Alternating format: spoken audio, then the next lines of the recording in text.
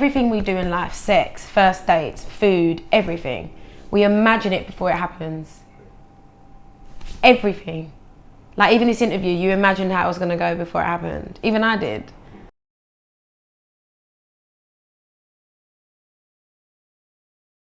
Okay, I want to say good afternoon, Jessie J. Good afternoon. How are you doing? I'm good, how are you? I'm good. It's been like probably 5-6 years since I last met you. Right, but I remembered. Yeah. I remembered when we met. How important is it for you to be able to have creative freedom over the type of music that you're putting out? So important. People always say to me, why is it taking you so long? And I'm like, what do you think? Like, you know, signing to a record label is the most amazing thing. Like, it's the most difficult thing as an artist, because you know what, you're not in control no more. And however much you're like, I do me, I know what I want, you've got to compromise, because you've got a label that want to help you but also want to earn money from you, and it's like you become a brand. And for me, I've had to try and really find that happy medium between keeping everyone happy and across 2 different countries. Like, and this is what people don't realise, is that what's in the US market and what's in the UK market are 2 different things. So I've had to really kind of go, okay, I'm not going to panic, this is a challenge, you know, and just try and, you know, I think if your music's real and honest and raw, then no one can tell you that you're doing anything wrong. I can't remember what the question was, but I know hopefully I made a point. Yeah, you did. A lot's changed, right? Yeah. A lot has changed. So I came to the show yesterday. Did you? Yeah, it's amazing. The energy of the audience, like they're die hard. Yeah. They're totally there. Yeah. Do you ever feel at times that, not that when you're away, but whether you can keep your audience as you travel from album to album to album? Because they seem like they're still there from day one. What's crazy is the first night that I did in Birmingham last week was that I saw so many of the fans that I haven't seen for years that looked older. And it really hit me where I was like, wow, like people really stick by you, whatever age they are. They just, like, they're growing with me. So the fans that would have bought my album, in 2011 are going to be 6 years older now. So it's a big jump from like, you know, like from 20 to 26. Think of how different you would be. So it's definitely interesting to see the change in the people. But yeah, the pressure is there for sure to like be able to deliver for the age difference. But it's definitely a lot older now, which I find a lot easier to handle because I can swear.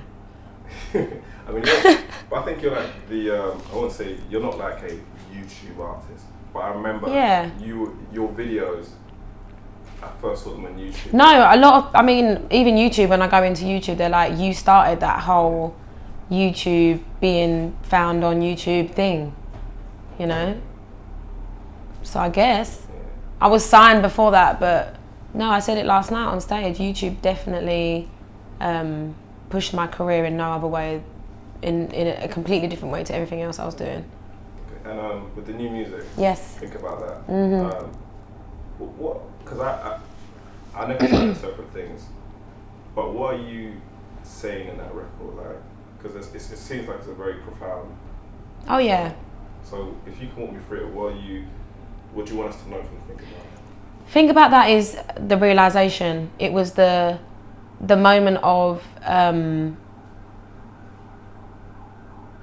me putting how I felt into a lyric, which I didn't know how to do for a long time, and actually being open and honest in, I'm a good person, and so I sometimes can presume that other people aren't doing bad because I want to see the good in everyone. You know, it's like when someone steals something from you, like they wouldn't do that, and you kind of then have to go, but would they? Because I wouldn't do it, but that doesn't mean they wouldn't do it. And so it was that moment where I just crossed this line and I was like, this is actually what happened. And I was saying it out loud as it actually happened. And it was like, you just laugh when I cried. Like, you actually laughed at me. Like, when I cried, you laughed at me. Think about that. Like, you know when you have an argument with someone, but it's kind of a very calm argument and you're not shouting and you just go, just think about that. Just really, and it's a very like strong thing to say to someone. You know, and you're basically saying, think about your actions and what you did to me. instead of going, I can't believe you've done this to me. It's like... I mean, you're challenging the situation, isn't it? Yeah, I mean, it was me taking my power back in the only way I knew how to. So, and when I tell you that song came out so quickly, it was like 15 minutes, if not less. Like, as soon as I just started writing the truth, because I'd kind of said to myself, I'm not making an album, and my label didn't know I'd started writing, my publishers didn't know, my managers didn't know, my friends didn't know, my family didn't know. It's like you pass your driving test when no one knows you're going to take it. It was that thing, there was no pressure on me, my fans didn't know. And even whilst I was making the album, every interview I did, I said, I'm not making one. And that's, you know, to some people they'd be disappointed, but at the same time I was like, I didn't want fake songs out there or song titles or expectation of what they wanted it to be. Like, give us another price tag or give us this. So like, that's why I held it. And then when it was finished, I said, this is what I have and this is what it's going to be like. So think about that was the beginning of a very mysterious, personal journey that I didn't know how much I needed until I did it. I mean, for me, when I heard it and I listened to the record, it reminded me of our first conversation, like who you are and just the backstory. It's like, it felt like this is the essence of Jessie J. Yeah, like, you know, well, Jessica, not even Jessie J. Like, Jessie J wasn't writing that song, Jessica was. If not more, Jessie J has to go around the world and sell it. Like, that's the brand. But the human being, Jessica Cornish, underneath it all was writing that song.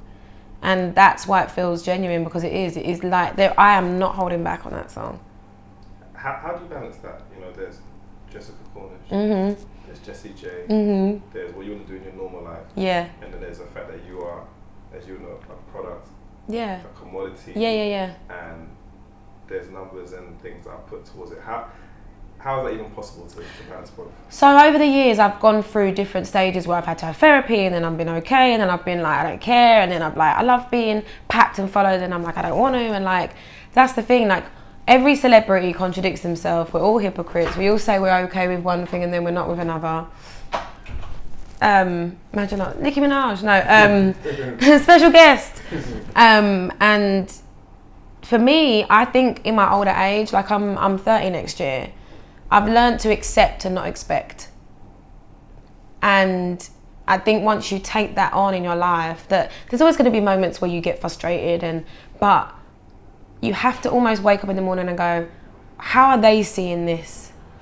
How is this person? How does my mum feel about me doing this show tonight? How does a 16-year-old that saved up all their money feel about my show tonight, or what I'm doing right now? And you know, there's moments where you have to just learn to understand that with any job, be it public or not, there's a huge part of it that's great, and there's a huge part of it that you have to learn to respect that you don't like. And learn to understand how you can deal with it without falling apart. So I've never been a fame-hungry person. I think I used to be a lot more insecure and more aggressive and kind of more out there in the way I looked, and that got me more attention, but not something I asked for. And it took me a long time in the wrong way and the right way to learn that. But like now as me, like I'm not trying to be the biggest selling artist of all time. That's not what I aim for. If that happens, if I sell records and I'm successful, then to me that's a bonus, and it's great because everybody strives for greatness, but that is not the root of why I do it. So with that being said, like balancing Jessica and Jessie J, like they've become more of the same person. I used to be Jessica and become Jessie J and put on the wig and the outfit and sing the songs, and then I'd go home and turn it all off and listen to Erykah Badu and Jill Scott and D-Train and be Jessica. That Jessica wrote this album. So now it's not as, I don't have hair extensions in my hair, and I've got less makeup on, and like this is how I am when I go out with my mates. So like I just feel like I'm less, which makes it easier. The part we saying about not expecting. Yes. What was it that you previously before was expecting and it wasn't necessarily returned? Do you know what it is? I use metaphors for everything, right? But everything we do in life, sex, first dates, food, everything, we imagine it before it happens. everything. Like even this interview, you imagined how it was going to go before it happened. Even I did. Like what you're going to wear, you subconsciously think about everything. And most of the time, it's higher than what it is. Right? So you almost set yourself up for disappointment. And when you start thinking about it, it's crazy. Because you'll be like, oh, I want to go Nando's. And you imagine the best Nando's you've ever had. And then you get there and you get some cold, like, unseasoned looking chicken. And you're like, I can't believe it. But when in actual fact, that was the chicken you were always going to get. Right? So for me, it was a kind of a point where I was like, whatever was going to be is going to be. It's already written. It's the emotional reaction that I have to it. That is what I have to live. Like that's what I believe in. I believe that life is written and whatever's going to happen is going to happen. And we have to experience pain and heartbreak and loss and grief and love and joy. There has to be balance. So like tonight, I now no longer get so scared about messing up, because if I'm going to mess up, it was already written. It was always going to happen. It's the way I deal with it in the moment. Do you I don't know if you're religious or spiritual, but do you lean on any faith in terms of like being in this, because this is an isolated and a lonely industry. Yeah. There's people can only empathize, but they can't necessarily feel what you go through. Yeah, so but that's like with everything. Like that's why I talk about sensitivity. Like to me, like I don't know what it's like to be anything other than a 29-year-old white woman. Like that's who I am. I can do my best to educate myself on understanding situations and history and life, in everything in life, in politics, in racism, in terrorism, in the world, but I can never feel how somebody else feels. I can never wake up and feel what it's like to be a man or to be, you know what I mean? So it's the same with being famous. Like it's different, but I think it's that sadly the media don't allow people to almost are kind of desensitized, because what's promoted is that famous people are not the same. Right? So it's kind of no different in other situations in the world right now, but it's I don't know how to explain it. Like my journey with faith and spirituality is really personal, and I definitely believe in a higher being. I definitely believe in energy and light and waking up with good intention. I'm on my own journey with it. You know, I pray, and I don't. The craziest thing is that I'm very much someone that believes that there's love and truth in every faith, but there's also a lot of pain and a lot of discomfort in a lot of faith. And I do believe that religion and faith are very different. I just want to be a good person and around good people. The album. Yes. We'll look at it for next year, or well, I guess whenever. Early next year is what I'm being told I'm allowed to say. Is it in effect done, or are you still working on it? I got the last mix yesterday. Oh really? Okay. So I've been dealing with all the mixes. I wrote the whole thing by myself. There's one producer. So there's 4 of us that are working on it. Is it? Okay, I may be wrong. Correct me now. Was it not the last album? The album before, when you had a lot of writers. So the first album was predominantly me. Right. The second album was me and Claude Kelly. Yeah. And then the last album was like, I wrote some of it, but a lot of it I was given. Retrospectively, is that you can balance how each album feels? Do you feel better writing just on your own? Oh my God. Like, this was the whole journey. Like I lost the clarity and the clearness of who I was. Like when I got signed because I wrote my own songs, and I had Big White Room and Mama Knows Best and Stand Up already. And I was already doing tours with Chris Brown and Jules Holland and Cyndi Lauper and Sugar Babes. I opened for Sugar Babes at a park once and they didn't turn up. And it was raining. That was fun. Mud. But I can't even explain to you the difference. Like right now, like when I had like, what, 3 years? Not off, because I put out an album 3 years ago, last month, right? But I toured up until last September, just before, like doing The Voice, or like I didn't stop working until last September and I started writing the album then. So I haven't had time off, but I didn't, like, I have out of the public eye. It's like not in the UK or in a specific place, like predominantly, but I was promoting the same songs that I've been promoting for a long, long time. So I could because it kind of just becomes a work pilot, and it's almost just like, they just become like the core thing, and then, you know what I'm saying? So when I go on stage and I sing Who You Are, and I sing Nobody's Perfect, and I sing Mama Knows Best and Big White Room and Price Tag and Domino, like, I feel them because I remember the day, the feeling, I know who it's about. I can sing them in a different way to other songs that I didn't write. And it's not that I have anything against singing other people's songs. I'm not saying that I will never not do it, I will. But in this moment in right now, like, it was nothing more and nothing less than I had to write. I had to. It wasn't that I wanted to, it was that I had to. If I didn't, I wouldn't be doing this right now. I wouldn't have been able to put my feet into someone else's shoes and walk my story. That's just not how it was gonna work. So like on the next record, I know that I'll probably again co-write and collaborate. But on this record, I needed to just set that core feeling again on my own. And I know that no one else could say how I felt.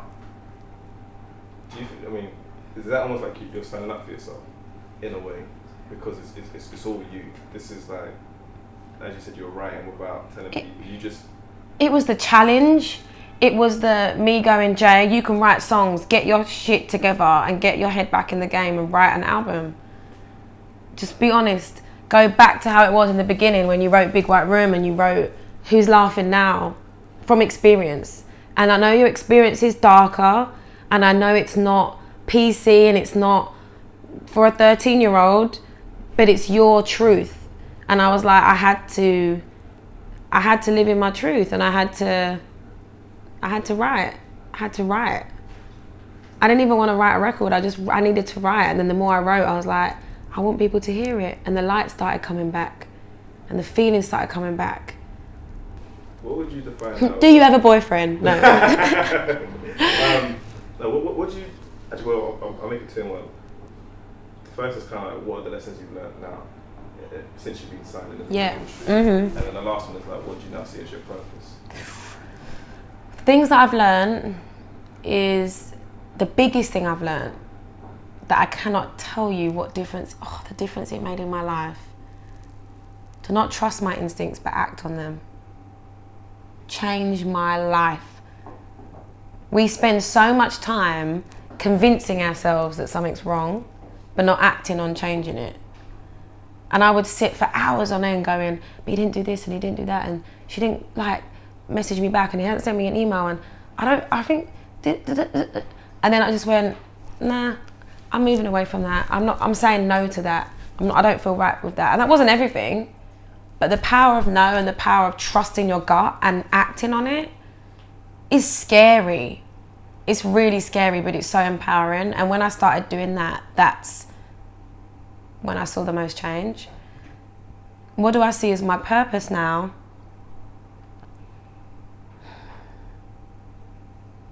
I'm trying to be more vague so I don't get, because people remember what you say and take it as fact. Look, I'm getting all anxious.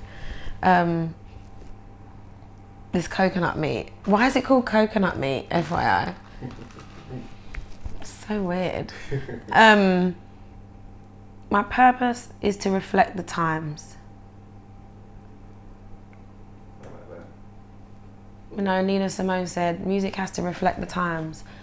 And I don't even know if I tapped into that as deeply as I wanted to on this record.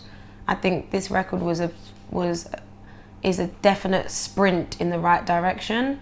I think my next record, which I'm excited about writing now, is going to be like completely immersed in who I've become throughout even this journey on this record, on this tour, and talking about it and being different and a lot calmer. But yeah, I think my purpose is just to, I want to be remembered as one of the best singers of all time. You're on your way. You know, that is so important to me. Jessica, thank you for your time. No, thanks for being here. Really Hashtag introspective. Mud. Thank you for your time. Just gonna carry on eating my coconut meat.